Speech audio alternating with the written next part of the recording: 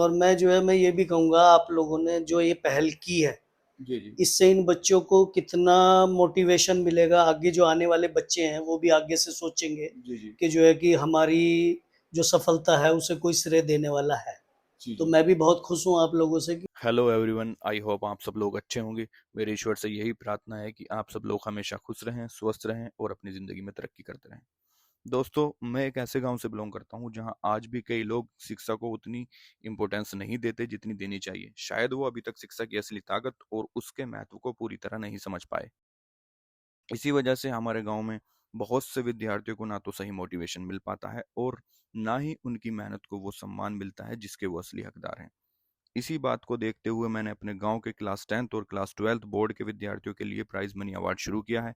इसका उद्देश्य सिर्फ इनाम देना नहीं, बल्कि बच्चों को और मेहनत करने के लिए प्रेरित करना और गांव में शिक्षा को बढ़ावा देना है। और आज वो खास दिन आ गया है जब हम अपने होनहार स्टूडेंट को उनकी मेहनत के लिए सम्मानित करेंगे और उन्हें प्राइज मनी देंगे।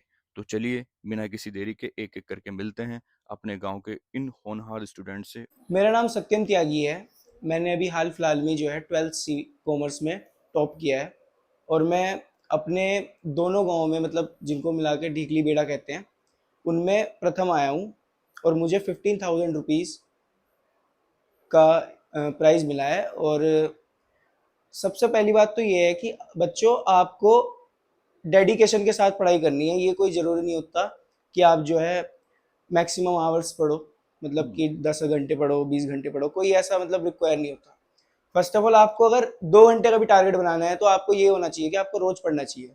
2 घंटे भी अगर पढ़ना है तो आपको रोज पढ़ना है। लेकिन आपका बच्चा फर्स्ट आया है और आज 15,000 का पुरस्कार आपके बच्चे को मिल रहा है, तो आप कैसा महसूस कर रहे हो इसको मेरे लेकर? लिए बहुत गर्व की बात है। बच्चे पे ये चीज़ छोड़ देनी चाहिए कि उसने अपना पढ़ाई का जो मार्ग है उसे उसे क्या अपने लिए सेलेक्ट करना है, कौन से सब्जेक्ट उसे लेने हैं। हमने कभी बेटे को ये प्रेशराइज़ नहीं किया कि भई तुम जो है कॉमर्स की तरफ क्यों जा रहे हो, पीसीएम क्यों नहीं आप ले रहे हो। ये सब फैसला बेटे को मैंने खुद ही इंडिपेंडेंट इसे छोड़ दिया कि भाई तुम जैसा करना है करो। और मुझे बड़ी खुशी है इस बात की कि ये जो है उस टारगेट ही अचीव कर पाया। नहीं नहीं, ये बहुत अच्छी बात है। देखो, पेरेंट्स को ना हमेशा ये चीज अपने ऊपर नहीं लेनी चाहिए, ना अपने ऊपर प्रेशर लेना चाहिए इस चीज का कि बेटा तू ये कर, ये पढ़, या ये जो बेटा करना चाहता है ना, तो पेरेंट्स को यही होना चाहिए कि उसको सपोर्ट करे और वही जी करे, जी। क्योंकि जो वो करना चाहेगा उसमें बेहतर करेगा, बेस्ट करके देगा। और मैं ये भी कहूँगा, आप लोगों ने जो ये पहल की है,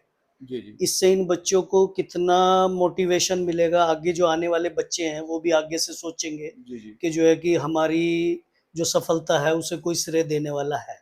जी तो जी। मैं भी बहुत खुश हूँ आप लोगों से कि आप मुझे बताइए कि कंपटीशन के बारे में आपको पता चला हाँ जी। कहाँ से? ये 1 मंथ पहले आपने मतलब डाला था लगभग। परीक्षा के दौरान, हम्म। जब बच्चों की परीक्षा, उस टाइम पर परीक्षा चल रही थी हम्म। 10th और 12th की। जो हमारे 12th के जो विद्यार्थी हैं, तो वो सिर्फ अपने गांव के 10th और 12th के विद्यार्थी। हाँ ये जी। कंपटीशन है कि जो अपने गांव के अंदर जो हमारा ढीगली बेड़ा लगता है ना, तो इसमें हमने ये कंपटीशन रखा था कि जो अपने फर्स्ट, जो 12th में फर्स्ट आएंगे उनको हम पुरस्कार देंगे, और जो सेकंड आएंगे उनको, और थर्ड 12th क्लास में फर्स्ट आए हो। हाँ जी। तो आपको कैसा लग रहा है? जी, अच्छा लग रहा है। अच्छा लग रहा है ना आपको कि जो आपने परीक्षा दी है उसमें सबसे ज्यादा टफ आपको कौन कौन सा एग्जाम लगे? टफनेस में सबसे ज़्यादा टफ मुझे अकाउंटेंसी का एग्ज़ाम लगा। अच्छा, और? जी। और उसके अलावा इकोनॉमिक्स जो था वो लगभग मतलब मीडियम टू हार्ड था। और जो बिजनेस स्टडीज़ का पेपर था वो इजी टू मॉडरेट था। और इसके अलावा इंग्लिश का जो पेपर था वो भी मीडियम टू हार्ड था। आपने कितने घंटे पढ़ाई करी जी, रेगुलर एग्जाम के टाइम? एग्ज़ाम के टाइम हाँ, 7 to 8 hours. 7 to 8 hours exam के टाइम। हाँ, self study online plus notes अच्छा अच्छा। अपने सेल्फ। तो कुछ अलग से ट्यूशन भी था या सिर्फ नहीं, ट्यूशन नहीं। ट्यूशन नहीं लिया? चलो, ये बहुत अच्छी बात है कि आपने बिना ट्यूशन के और हमारे गांव में बहुत अच्छे मार्क्स लाए हो आप, और आज फर्स्ट आए हो। आपको 15,000 रुपये का पुरस्कार मिलेगा। अच्छा लग रहा है ना? हाँ जी, बढ़िया। बढ़िया लग रहा है। अपने पास से कुछ मैसेज देना चाहोगे जो अब जो नेक्स्ट ईयर देने वाले हैं बोर्ड का हाँ exam? Ji. 2 to 3 hours daily study is sufficient to score a good marks in 12th. अच्छा, एक बात और कि मतलब ये तो चलो ठीक है कि एग्जाम के टाइम पे हम लोगों को स्टडी करनी चाहिए कि जो हम अभी जो स्टडी हमारी चल रही है, जैसे अभी क्लासेस शुरू हो गई है, तो कि स्टडी शुरू से करनी बेटर है या फिर लास्ट में जाके 4-4 5-5 घंटे पढ़ना, या एक कुछ लोग ऐसे करते हैं कि एक ही नाइट में मतलब पढ़ के कि बस मेरा कल को एग्जाम है तो आज मैं इतना पढ़ लूँ कि कल को एग्जाम दे दूँ, तो वो ठीक है या फिर शुरू से ही हमें कंसिस्टेंसी बना के रखनी चाहिए? शुरू के 1-2 मंथ्स आप थोड़ा लाइटली ले सकते हैं, कोई इसमें वो नहीं है।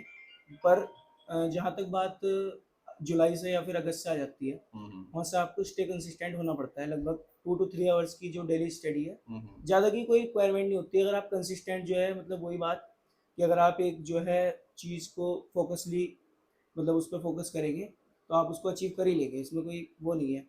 तो आप डेली के 2 आवर्स की स्टडी या फिर 3 आवर्स की स्टडी करके भी बहुत अच्छी बात डेली है। 2 घंटे अपना पढ़ना जरूरी है, हाँ जी। क्योंकि कुछ लोग करते हैं ना ऐसे कि एग्जाम के टाइम पे अपना 4-4 5-5 घंटे, या मतलब कि बस कल को एग्जाम है तो आज मैं सारी तैयारी कर लूंगा बाकी बुक नहीं देखते वो, हाँ जी। कुछ ऐसे भी होते हैं। हाँ, वो 10th में चल जाता है, 12th में नहीं चल पाता तरह से। अच्छा, तो अब फ्यूचर में क्या प्लानिंग है आपकी, क्या करना चाहते हो, मतलब और आगे चल के कुछ ऐसा करो कि मतलब जिससे हमारे गांव का नाम रोशन हो, घर परिवार का नाम रोशन मैं हो? जो है फाइनेंशियल एनालिस्ट बनना चाहता हूँ। अच्छा अच्छा। कि उसमें मतलब फाइनेंशियल एनालिस्ट के लिए हमें सबसे पहले जो है एक पहले बैचलर डिग्री के साथ साथ एक एग्जाम होता है CFA। उसमें हम इन्वेस्टमेंट बैंकिंग के थ्रू, हाँ मतलब वो एक पोस्ट है फाइनेंशियल हाँ। एनालिस्ट। ग्रेजुएशन के साथ भी कर सकते हैं वैसे, मतलब जैसे पर मैं 1 ईयर ग्रेजुएशन के साथ अपनी तैयारी करके चल सकते हैं। 1 ईयर की ग्रेजुएशन वो है नेसेसरी उसके लिए, अच्छा, बीच में। नहीं काफ़ी अच्छी प्लानिंग है तुम्हारी और मुझे बहुत अच्छा लगा सच में। मैं अपने गांव में ये चाहता हूँ कि मतलब जो अपने आसपास अपने गांव के जो बच्चे हैं ना, मैं चाहता हूँ कि वो पढ़ें, हाँ जी। और जब वो पढ़ते हैं और कुछ ऐसा करते हैं तो बहुत खुशी होती है मुझे सच में। और मैं हमेशा से यही चाहता हूँ कि अपने बच्चे पढ़ें लिखें अच्छी पोस्ट पे जाएं, क्योंकि हमारे गांव में अभी इस तरह की पढ़ाई को लेकर जागरूकता नहीं है बच्चों में। पढ़ाई के प्रति मैं देखता हूँ बिल्कुल भी अवेयरनेस नहीं है, यू आर राइट। क्योंकि मैं अपने इधर आता हूँ, ज़्यादा नहीं आता लेकिन मैं आता हूँ तो ये चीज़ें मैंने बहुत बार फेस करी, और मैं हमेशा यही सोचता हूँ कि बच्चे किसी तरीके से पढ़ाई लिखाई पा जाएं। और इसी के लिए मैंने ये एक छोटा सा ना एक कंपटीशन समझ लो या एक छोटा सा हाँ जी, प्रोग्राम हाँ जी। समझ लो, ये इसी के बेसिस मैंने रखा है, हम्म, और मैं आगे भी ये कंटिन्यू रखूंगा। मैं हर साल जो भी बच्चे अपने गांव के पढ़ेंगे, अच्छे से अच्छे मार्क्स लाएंगे, वो सिर्फ अपने गांव के ही बीच रहेगा competition. It is a very good. तो पहले तो ये बात है कि हम्म। आपने जो है ये जो प्रोग्राम किया है, इसकी मदद से आपने जागरूकता फैलाने की कोशिश की है। बिल्कुल क्योंकि सीधी सी बात है, गांव में जो है बच्चे मतलब ये सोचते हैं कि यार मतलब कंफर्ट जोन में आ जाते हैं। गांव का जो बच्चा होता है ना, वो कंफर्ट जोन में आ जाता है। बिल्कुल। क्योंकि वो, उसको ये लगता है कि यार मेरे पास बहुत रिसोर्सेज हैं, ये मैं तो कुछ ना कुछ कर ही लूंगा। हाँ, कि पापा का कुछ ना हाँ, कुछ है, पापा कुछ बिजनेस कुछ करवा तो रहे हैं, इसी चीज पे फार्मिंग डिपेंड है, रहते हैं। लैंड है। पर वो जो चीज़ है, वो चीज़ आदमी को कंफर्ट जोन में रखती है, इसलिए वो कुछ नहीं कर पाता लाइफ में ज़्यादातर, मैंने जहाँ तक देखा है। बिल्कुल बिल्कुल। अब इसके लिए इतना ही, मुझे आपसे बात करके बहुत अच्छा लगा सत्यम, थैंक यू। सच में बहुत खुशी हुई मुझे, और मैं चाहता हूँ कि आप ऐसे ही आगे भी हमारे गांव का, घर परिवार का, सबका नाम रोशन करते रहो, ठीक है।